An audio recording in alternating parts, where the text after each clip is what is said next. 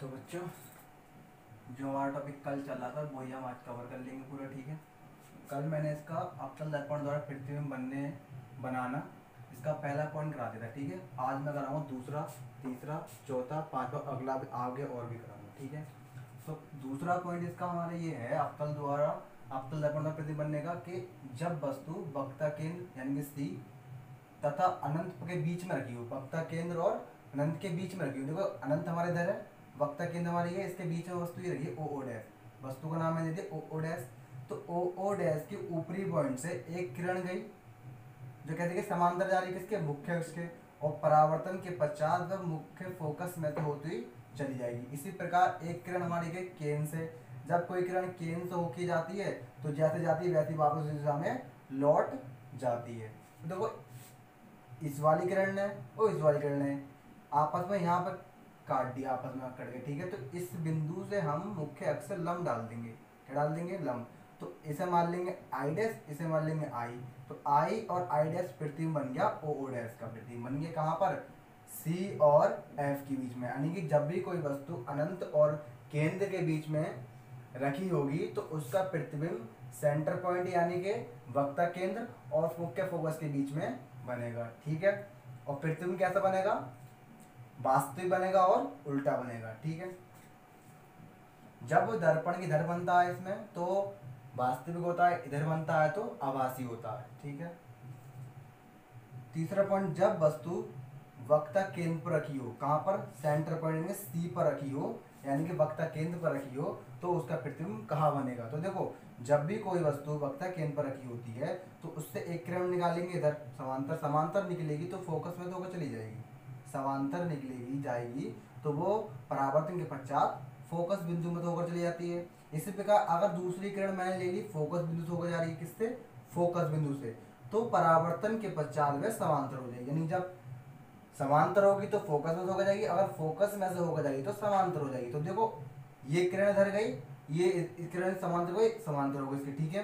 तो दोनों किरणें जो कटी हैं वो यहाँ पर कटी हैं, यानी कि जो ओ डैश का प्रतिबिंब बना वो आई डैश नीचे बन गया। यानी जहाँ जब वस्तु केंद्र पर रखी हो तो उसका प्रतिबिंब भी कहाँ बनता है? केंद्र पर ही बनता है। ठीक है।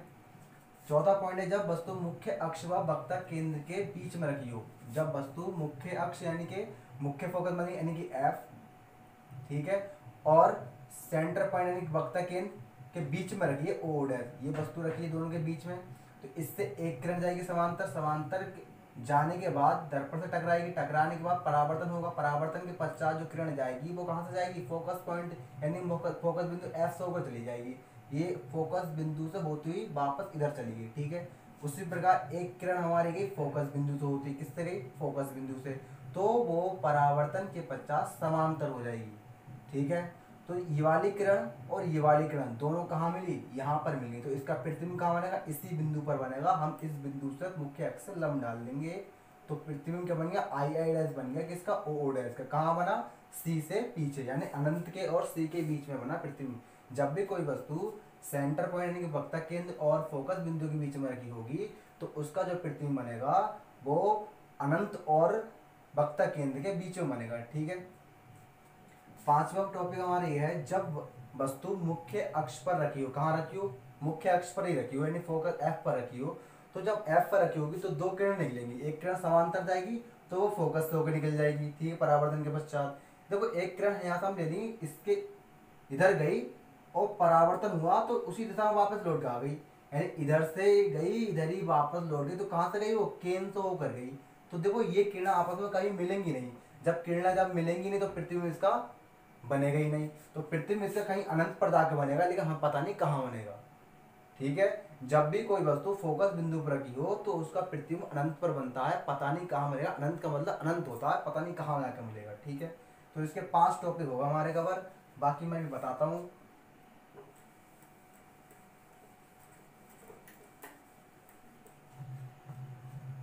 तो देखो बच्चों, छठा पॉइंट इसका ये है कि जब वस्तु ध्रुव व फोकस बिंदु के बीच में रखी हो। जब वस्तु ध्रुव यानी कि पी और फोकस बिंदु यानी कि फोकस मुख्य फोकस मतलब एफ के बीच में रखी हो। तो वस्तु देखो मुख्य फोकस और पी के बीच में रखी, ध्रुव के बीच में रखी हुई है। तो इसका प्रतिबिंब कहाँ है देखते हैं। ये वस्तु है, एक किरण समांतर गई, समांतर के पश्चात क्या होता है वो मुख्य फोकस में होकर इधर को निकल गई, ठीक है। दूसरी किरण हमने छोड़ी इधर, तो वो केंद्र से होती हुई निकल गई वापस, यानी जहाँ से केंद्र जब जाती है तो वस्तु जहाँ से जाएगी वहीं की वापस लौट आएगी परावर्तन के पश्चात। जब तो वो इधर गई वो इधर ही वापस लौट गई केंद्र से होती हुई, ठीक है। लेकिन ऐसा होता है ये जो फैलती हुई जा रही नीचे, क्या जा रही है, फैलती हुई, पहले समांतर नहीं जा रही है, फैलती हुई जा रही है, यानी कि किरण आपस में कहीं जाकर मिलेंगी ही नहीं, ठीक है। तो मैंने क्या किया, इसको पीछे की तरफ मिलाया, कहाँ तक, दर्पण के पीछे की तरफ को मिलाया। मिलाने के बाद ये बिंदु यहाँ मिल गई, ठीक है। यानी कि जो प्रतिबिंब कहाँ बनेगा, फिर जहाँ मिली है वहीं पे इसका प्रतिबिंब बन जाएगा। तो प्रतिबिंब कहाँ बनेगा इसका, दर्पण के उल्टी साइड में बनेगा प्रतिबिंब। जब वस्तु फोकस और पी के बीच में रखी होती है तो उसका प्रतिबिंब जो बनता है दर्पण के विपरीत दिशा में, यानी विपरीत दूसरी ओर बनता है। जब दूसरी ओर बनेगा तो प्रतिबिंब बनेगा उसका आभासी और सीधा, ठीक है। तो ध्यान रखना ये इधर आके बना है, तो बी पॉइंट, तो ए पॉइंट हमारा कवर हो गया पूरा अवतल दर्पण द्वारा प्रतिबिंब का बनना। अब उत्तल दर्पण से कहता था वो हम सीख लें, ठीक है। इसका एक ही पॉइंट है, ठीक है। क्या होता है जब हमने ये देखो उत्तल दर्पण ले लिया, उत्तल दर्पण कौन सा, ये उत्तल दर्पण है, ये हमारे यहाँ पर अवतल था, कौन सा था, अवतल, ठीक है। खुद देखो अवतल दर्पण में जो परावर्तक तल होता है वो अंदर की तरफ होता है, बाहरी ओर पेंट होता है। लेकिन उत्तल दर्पण में क्या होता है, बाहरी ओर तो इसका परावर्तक तल होता है और अंदर की ओर पेंट करा हुआ होता है। तो वस्तु मेरी यहाँ रखी हुई है, ये इसकी मुख्य अक्ष है, ये इसका एफ पॉइंट मुख्य फोकस है, ये इसका सेंटर पॉइंट, यानी कि क्या है इसका भाई बताओ, ये है तुम्हारा है वक्र केंद्र, ठीक है। जो क्या होता है जब कोई किरण हम इससे डालते हैं, ठीक है, गई, ठीक है, इधर गई, इधर ही वापस लौट आई। क्यों लौट आई, क्योंकि ये केंद्र से होती हुई जाती हुई प्रतीत हो रही है। कहाँ से, केंद्र से जाती हुई प्रतीत हो रही है, इसलिए जहां गई वहीं की वापस लौट आई। तो ये केंद्र से जा रही, ठीक है।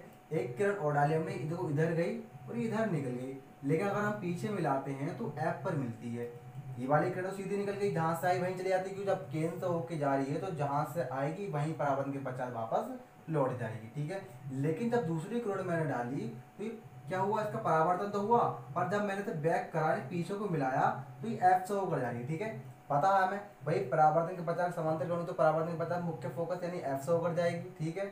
लेकिन क्या हुआ, इन दोनों किरणों ने जब पीछे हमने करा तो ये यहाँ पर कट रही है, यहाँ कट रही है, तो इसका प्रतिबिंब कहाँ बनेगा, यही बनेगा जहाँ ये आपस में कट रही है, ठीक है। तो इसे मान लिया मैंने आई, इसे मान लिया आई डैश, तो ओ डैश का जो प्रतिबिंब बना वो आई आई डैश बन गया, कहाँ पर, दर्पण के विपरीत दिशा में, ठीक है। तो उत्तर दर्पण जो प्रतिबिंब बना वो कैसा बनता है, आभासी बनता है और सीधा बनता है, ठीक है। तो आज के लिए बस इतना ही। देखो भाई जब भी कहीं वीडियो में दिक्कत आए तो तुम्हें एक काम करना है, वीडियो को रोकना है, सुनना है, फिर उसमें लिखना है। कई सारे बच्चों ने मैसेज करा मुझसे, सर जी हमें समझ में नहीं आ रहा है क्या करना है, कैसे करना है। तो उसका तरीका यही है कि आप वीडियो को रोकें, फिर लिखें, फिर मुझसे कहें कुछ दिक्कत आ रही तो बताऊंगा। देखो पहली वीडियो तो खराब थी, मैं मानता हूँ, लेकिन अब जो वीडियो आ रही है वो एक भी खराब नहीं है कहीं से कहीं तक भी, ठीक है। तो मुझसे ये कोई ना कहे सर जी आपकी वीडियो खराब आ रही है, ठीक। आज के इतना काफ़ी, बाकी मैं कल कराऊंगा, ठीक। हमारा ये सारा टॉपिक खत्म हो गया कि प्रतिबिंब का बनना क्या था, प्रतिबिंब बनाना हम सीख चुके हैं। वीडियो को देखो एक बार में समझना तो बार बार देखो, कहीं ना कहीं समझ में आएगी। जब भी समझ में आए तो मुझे कॉल कर सकते हो, तो व्हाट्सएप पे मैं समझा नहीं सकता तुम्हें, तो कॉल करोगे तो मैं तुम्हें बता सकता हूँ। और कॉल तुम्हें करनी 4 से 5 बजे के बीच में, उसके भाई सुबह कोई नहीं करेगा, केवल 4 से 5 के बीच में कॉल करेगा कोई, जैसे करनी होगी, ठीक है। बस